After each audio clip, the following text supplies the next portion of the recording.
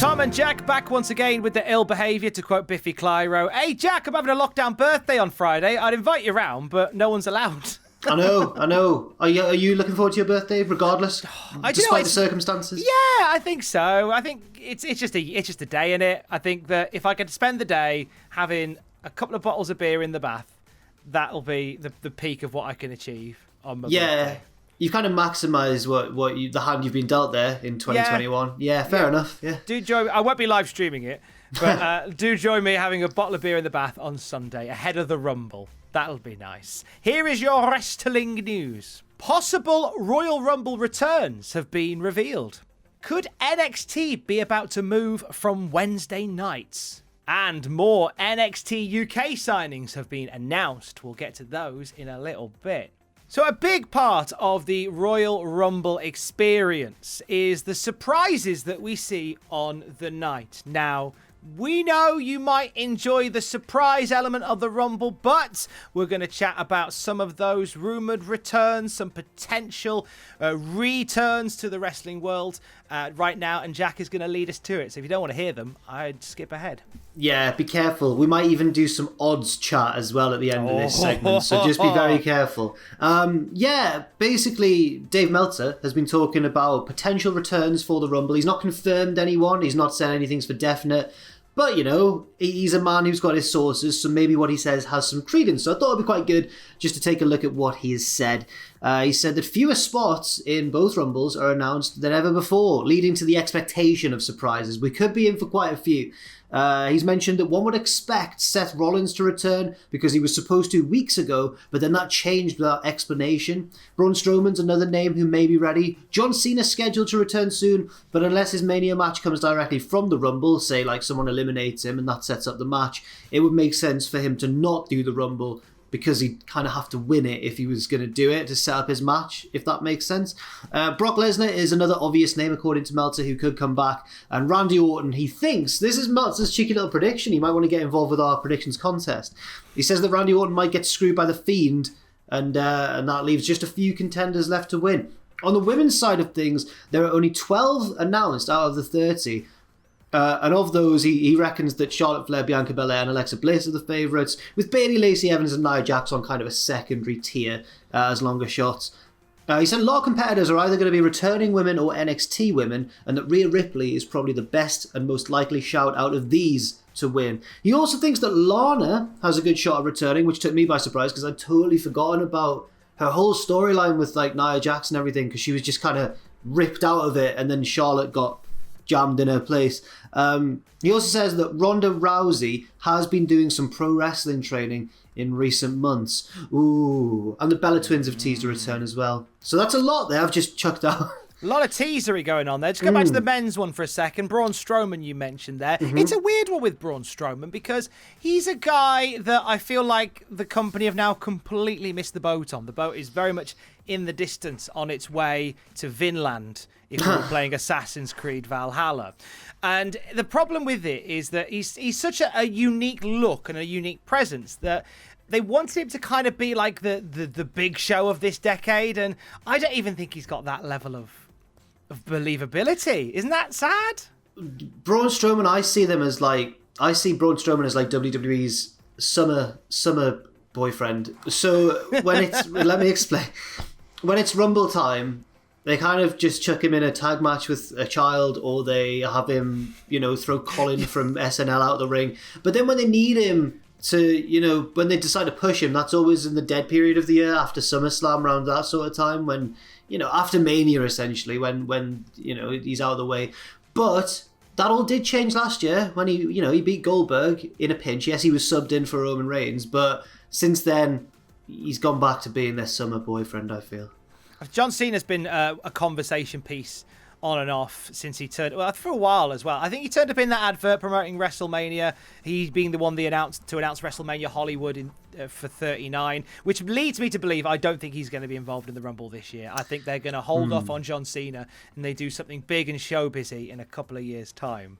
Fair enough. That would make sense. What do you reckon for the women's? Do you think Rhea Ripley's going to get involved? I think Ripley will be in the mix there. I think this is a great chance to have Rhea Ripley called up to the main roster and have that showcase elimination. Whether she's somebody that can dominate the Rumble for a spell, I think she's has a believable position in the Rumble where she could just be somebody that, not to the extent of Brock Lesnar, who threw out like 3/4 of the Rumble last year, but like have her dominate a block of the Rumble, and then turn up on Raw on Monday night. I think she's ready to do that now. I really do. Lana coming back, I think would be just to put a little ribbon on that storyline. She could eliminate Nia Jax. Yeah. I think Jax going at the hands of Lana. Certainly Lana not willing it, but Bianca Belair and Charlotte Flair seem to be the bookies' favourites for that at the moment, don't they?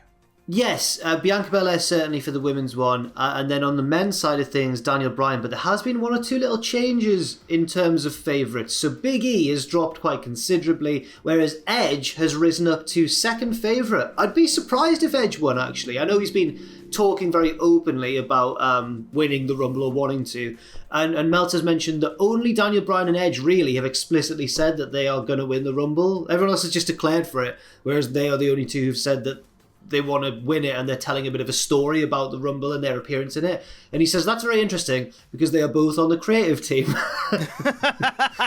I think maybe that has something to do with it, but we will see when the Royal Rumble goes down this Sunday. One of the great rivalries of the wrestling world over the past year and a bit has been NXT and AEW, a rivalry that could potentially be coming to an end, Jack.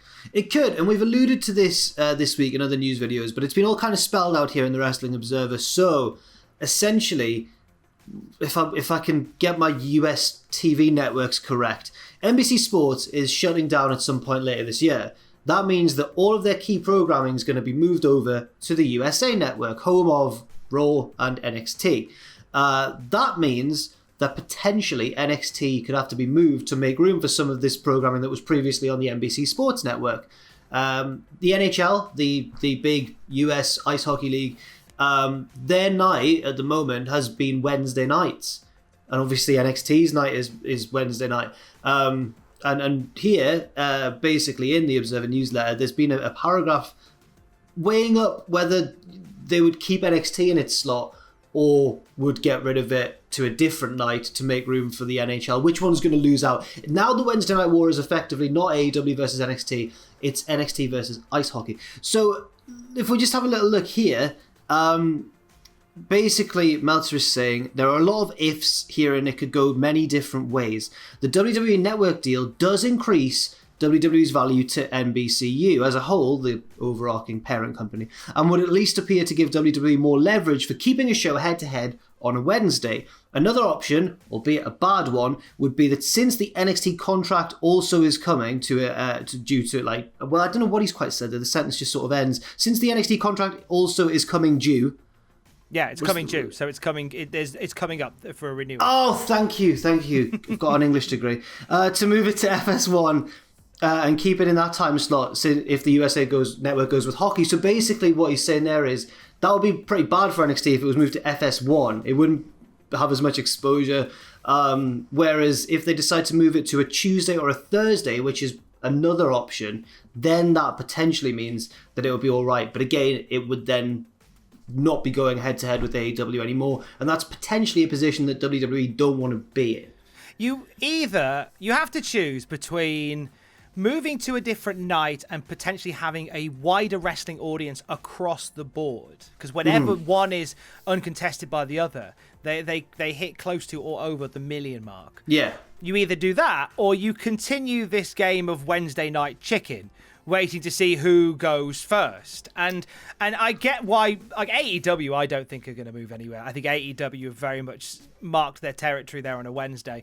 And although the ratings came out for Wednesday night and there wasn't a lot in it, and days like that may convince WWE to stay the course on this Wednesday night war, but we shall see. But with AEW itself, they're building towards Beach Break. We'll talk about a match lined up for Beach Break in a bit. But there's also been a lot of talk about one particular match that went down on AEW Dynamite this past Wednesday. One that really got the internet talking between Dax Harwood and Jungle Boy. So what's the story here, Jack?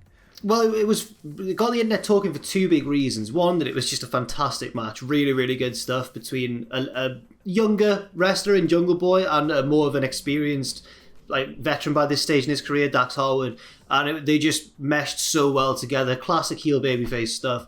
And the other big reason everyone was talking about it is because Jungle Boy got the win, and not just with a pinfall. He actually made Dax Harwood tap out clean in the middle of the ring. So everyone was quite not surprised, but quite, I think, impressed with how bold this booking decision was.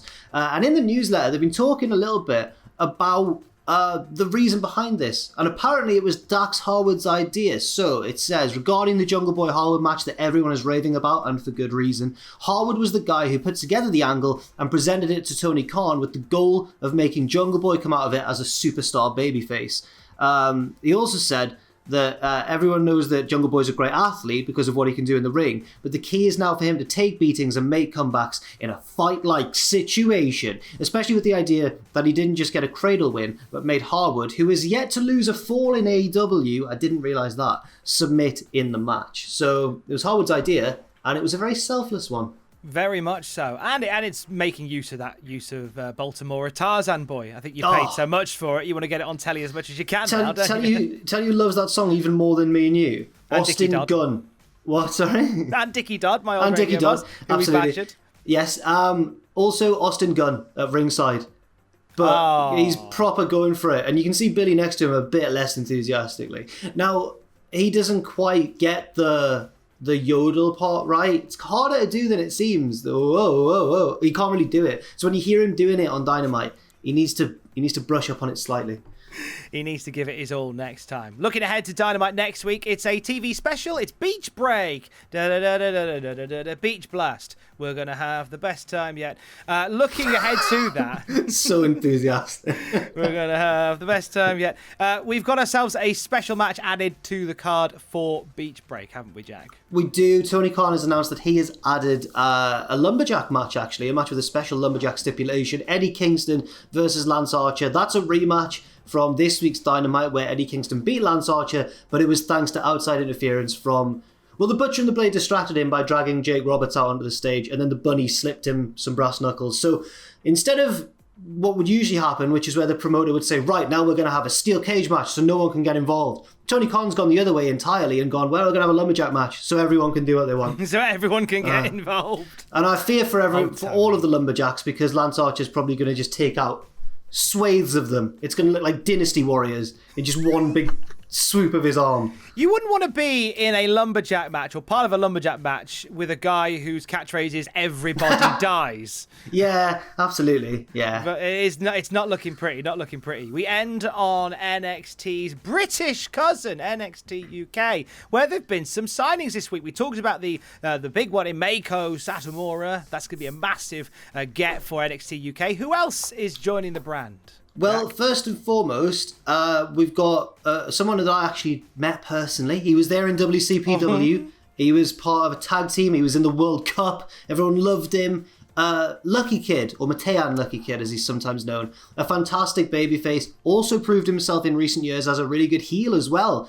He went from being kind of a manic, happy-go-lucky kind of figure to more of a evil man. He's just evil and deranged, and I think if they let Lucky Kid be that evil and deranged persona, they've got a really unique offering on their hands. Yes, potentially. And I think that he really deserves it. He's fantastic in the ring, really good wrestler.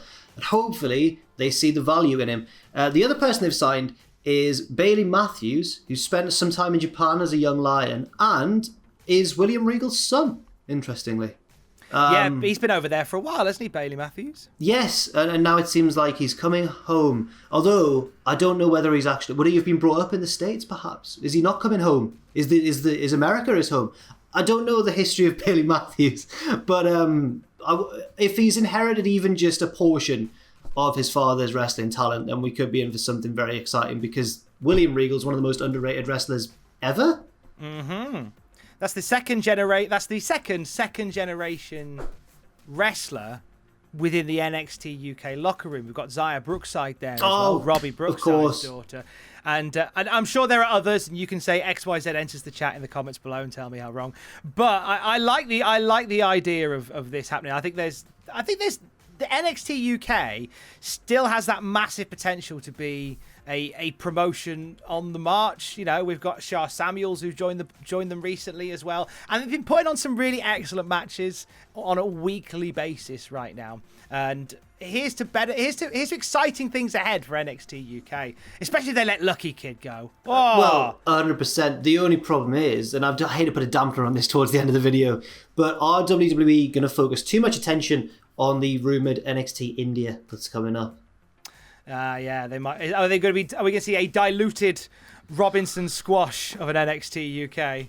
I don't know. In the presence of NXT India. Well, I think the plan is they want it so like they're all doing their own thing. They've got their separate entities and they're running in their own way. They want them to be sort of global brands delivered locally. It's like the territories again, but all owned by one, all making money for one person. I'm excited for when they hire Bill Watts and he tells people to stop jumping off the top rope. That's when the territories are really back. Have an amazing weekend. Stay safe. Love you. Bye.